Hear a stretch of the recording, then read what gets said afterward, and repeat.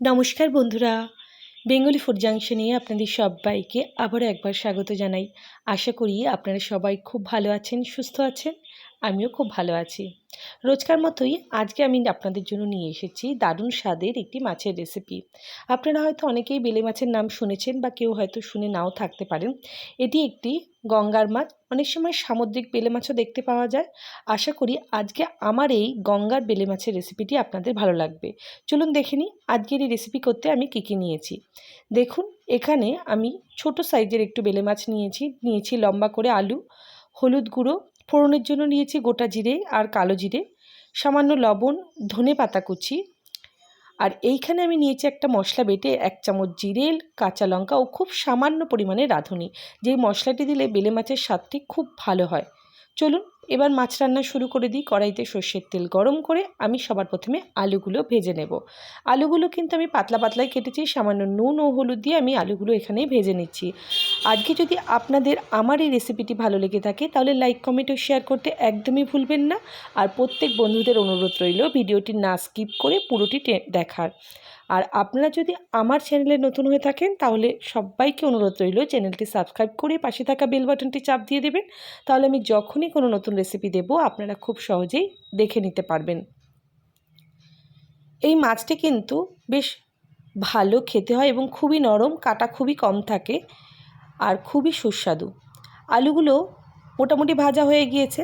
আমি এখানে বেলে মাছটি আলু দিয়ে করছি, আপনারা চাইলে অন্য যে কোনো সবজি দিয়েই করতে পারেন। বেলে মাছ কিন্তু খুব সূক্ষ্ম এবং নরম, ভাজার সময় কিন্তু খুব খেয়াল করে ভাজতে হবে।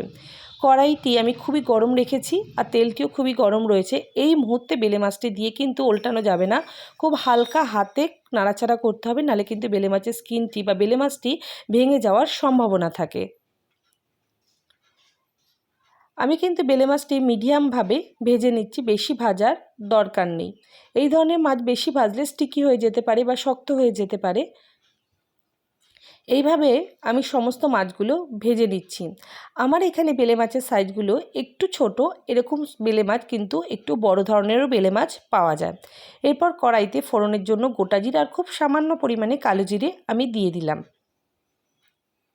এরপর বেটে রাখা মশলা, এখানে আমি 1 চামচ জিরে, 5 থেকে 6টা কাঁচা লঙ্কা ও খুব অল্প পরিমাণে রাঁধুনি নিয়েছিলাম।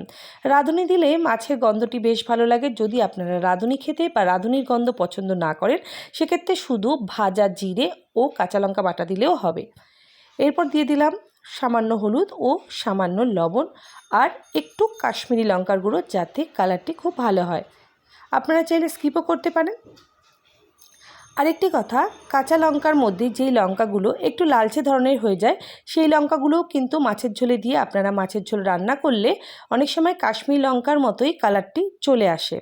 এরপর মশলা কষিয়ে নেওয়া হয়ে গেলে আমি ভেজে রাখা আলুগুলো এর মধ্যে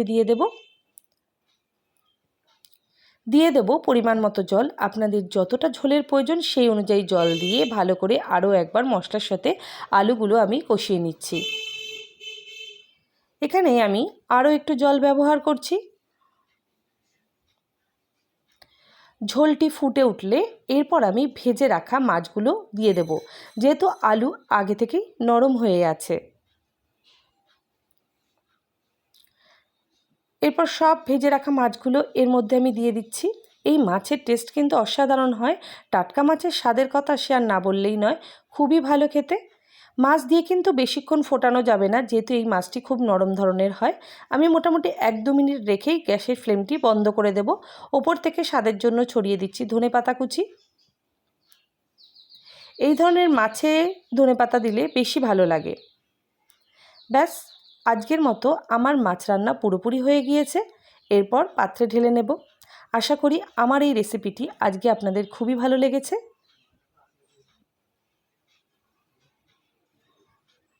গরম গরম ভাতে এরকম টাটকা বেলে মাছের ঝোল হলে আর কিছুই চাই না।